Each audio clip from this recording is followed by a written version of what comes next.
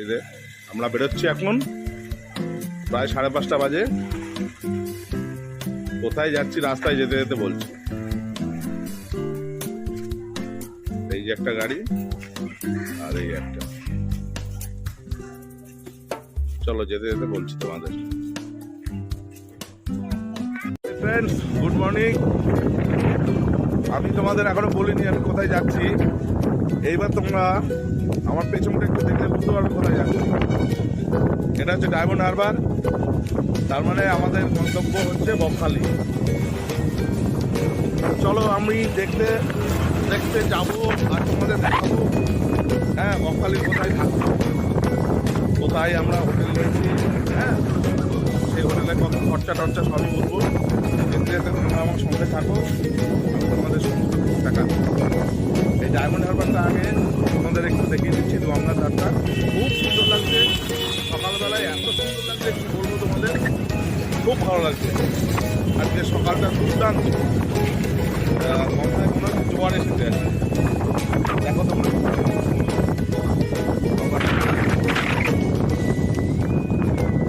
চলো যেতে যেতে কথা হবে, সঙ্গে থাকো, ভালো থাকো।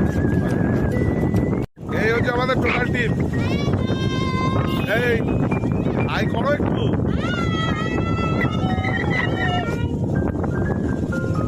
খুব সুন্দর গঙ্গার ধার, দেখে নাও তোমরা।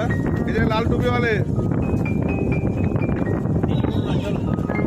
আরে যাবো যাবো দাঁড়াও। এই যে কুন্দর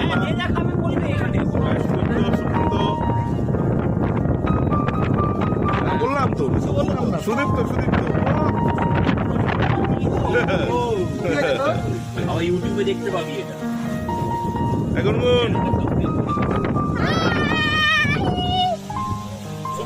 সাবস্ক্রাইব করে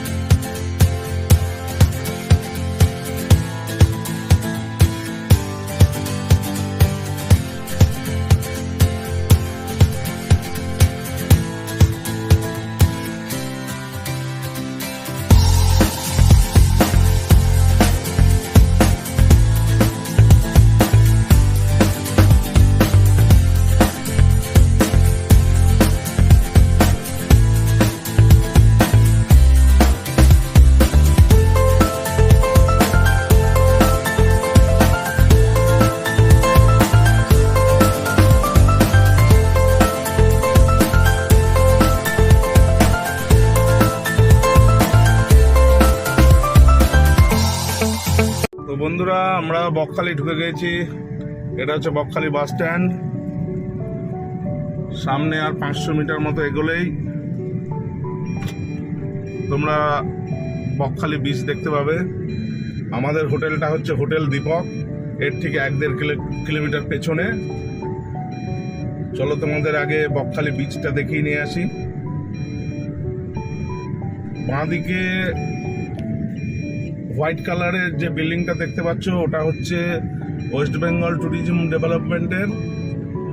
এটা অনলাইনে বুক করতে হয়, কিন্তু আমরা এটাকে পাইনি, সব বুক ছিল। এই যে বাঁদিকের যে বিল্ডিংটা দেখতে পাচ্ছ, এটা এখান থেকে ঠিক 500 মিটারের মধ্যে হচ্ছে বকখালি বিচ।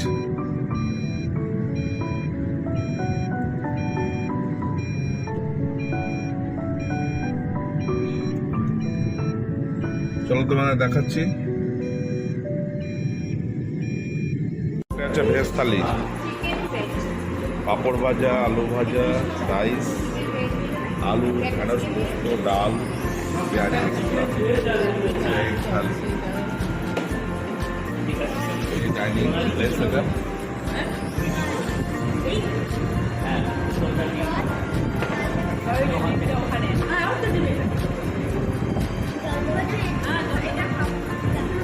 মধ্যাহ্নভোজন চলছে আমাদের।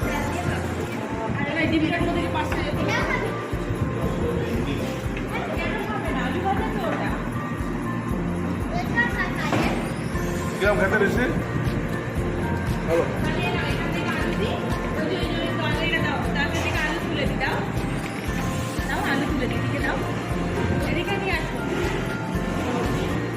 আরো কিরম লাগছে খেতে? হ্যাঁ ভালো লাগছে। গুনগুন হাই ফ্রেন্ডস, গুড মর্নিং। কালকে আপনাদের বকখালি বীচটা দেখানো হয়নি, তো আজকে সকালবেলা 7টার সময় বেরোলাম। ফ্রেজারগঞ্জ, কার্গিল বিচ আর বকখালি বিচ, তিনটে বিচেই যাব। তো একটা টোটো ভাড়া করলাম। টোটো হচ্ছে স্বপন জানার, আপনাদের পরে নাম্বারটা দিয়ে দেবো, তোমার সব দেখে নিও। এখন যাচ্ছি। এখন কোথায় যাচ্ছি স্বপন দা? কার্গিল বিচ, তাই তো? কার্গিল বিচ যাচ্ছে এখন আমরা। ওখান থেকে জম্বুদ্বীপ, মৌসুমী আইল্যান্ড সব দেখা যায়। আমি স্বপনদার সাথেও কথা বলাবো, তোমার সব দেখে নিও। খুব সুন্দর রাস্তাটা, রাস্তাটা তোমাদের দেখাচ্ছি।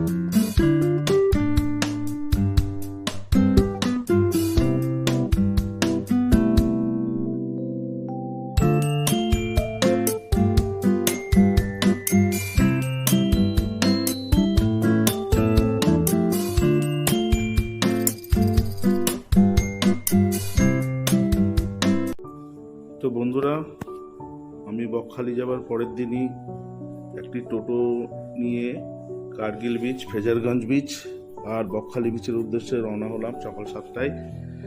দীপক হোটেল থেকে বেরিয়ে এক কাপ চা খেয়ে প্রদীপ, স্বপন জানা এনার নাম, এই স্বপন জানাকে ফোন করলাম। তার আগের দিনই আলাপ হয়েছিল আমার সাথে। স্বপন জানা উনি টোটো চালক কাম গাইড, এনাকে সঙ্গে নিয়ে বেরিয়ে পড়লাম প্রথমে কার্গিল বিচের উদ্দেশ্যে।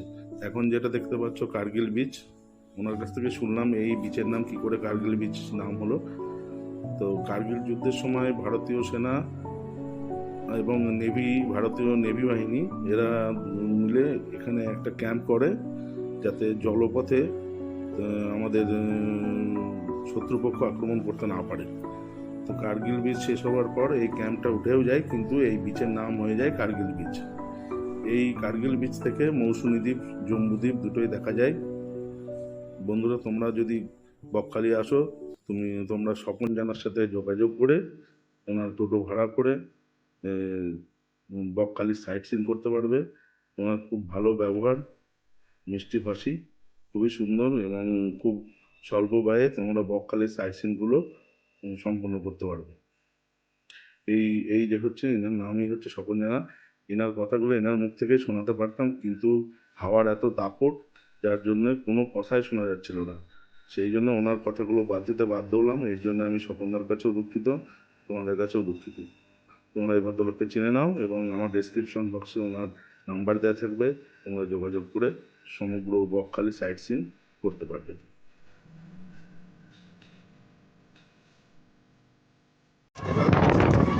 বিচে হোটেল দীপক থেকে 2 কিলোমিটারের মধ্যে কার্গিল বিচ, আর ফ্রেজারগঞ্জের বিচ তো 1 কিলোমিটারের মধ্যেই।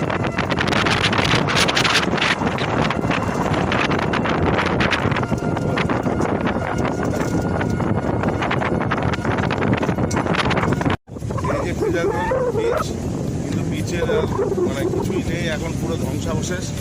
আচ্ছা, এইটা কি ছিল এই যে ভাঙা বাড়িটা? ভাঙা বাড়িটা ছিল ফ্রেজার সাহেবের কোর্ট ছিল।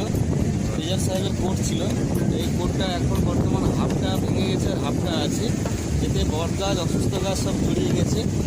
আর পঞ্চায়েত থেকে একটা ওয়াচ টাওয়ার বানিয়েছিল, এই টাওয়ারটা দেখা যাচ্ছে এই সামনেই দেখা যাচ্ছে, লক্ষ লক্ষ পড়ে গেছে। টাওয়ার বানিয়েছিল, ভেঙে পড়ে গেছে, জিসিবিতে ফেলে দেওয়া হয়েছে। সমুদ্র দিকে যে কোনো মুহূর্তে অ্যাক্সিডেন্ট হয়ে যাবে, এই জন্য ফেলে দেওয়া হয়েছে।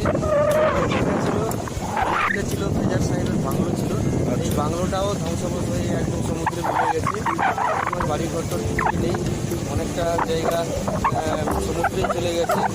এখন আমরা যে জায়গাটা দাঁড়িয়ে আছি এখান থেকে আরও 2 কিলোমিটার রাস্তা ছিল, পিচের রাস্তা, সেই রাস্তাও নষ্ট হয়ে গেছে। এখান থেকে সোজা? সমুদ্র পরপর এগিয়ে এসছে। আচ্ছা, আর এখানে গঙ্গা মায়ের মন্দির রয়েছে, গঙ্গা মায়ের মন্দির পাশে উইন্ডমিল সব রয়েছে। কারণ বিদ্যুৎ কল, যে হাওয়া বিদ্যুৎ কল 8খানা টাওয়ার ছিল, 2খানা টাওয়ার ডানা ভেঙে যাওয়ার পরে রয়েছে।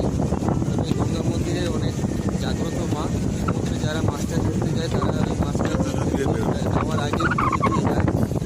মায়ের জন্য কাঁচা পাকা ডালা এইসব দিয়ে যায়। সব রয়েছে। ঠিক আছে, স্বপনদার সাথে তোমরা যোগাযোগ করে আসবে। স্বপনদা তোমাদের খুব সুন্দরভাবে বুঝিয়ে সমস্ত কিছু দেখিয়ে দেবে। বকখালি বিচে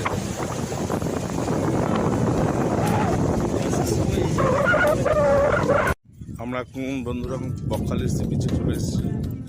এটা হচ্ছে বকখালি পিকনিক গ্রাউন্ড। এখানে পিকনিক হয় শীতকালে সম্ভবত। বকখালি সি বিচের ঢোকার যে জায়গাটা সেটা দেখাচ্ছি।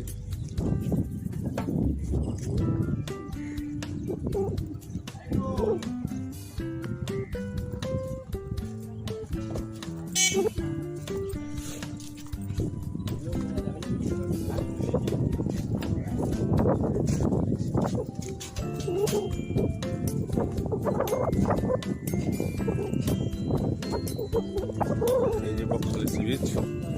তোমরা যারা কলকাতা থেকে আসবে, ধর্মতলা থেকে বা হাওড়া থেকে ডাইরেক্ট বাস আছে বকখালি অবধি। আর যারা ট্রেনে আসবে তারা শিয়ালদার সাউথ সেকশন থেকে নামখানা লোকাল ধরে নামখানায় নামতে হবে। নামখানা থেকে নেমে প্রচুর বাস পেয়ে যাবে, নামখানা টু বকখালি। এইভাবেও আসা যায়। যারা নিজেদের গাড়িতে আসবে তারা ডায়মন্ড হারবার রোড ধরে ডাইরেক্ট ডায়মন্ড হারবার হয়ে চলে আসতে পারো, যেভাবে খুশি। জল এখন অনেকটা এগিয়ে এসে আসছে, অর্থাৎ জোয়ার চলছে এখন। একটা করে ভাটা পড়ে যাবে।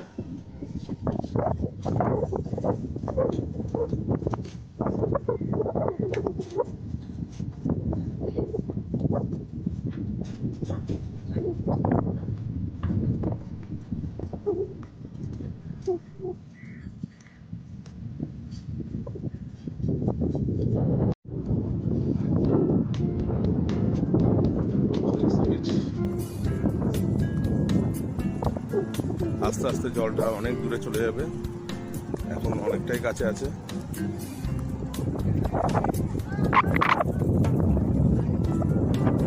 তো বন্ধুরা, ব্লগটা কেমন লাগছে তোমরা অবশ্যই বলবে, কমেন্ট করবে। কোনো কিছু জানার থাকলে অবশ্যই কমেন্ট করে আমাকে জিজ্ঞেস করবে। আমি যতটুকু জানি জানানোর চেষ্টা করব।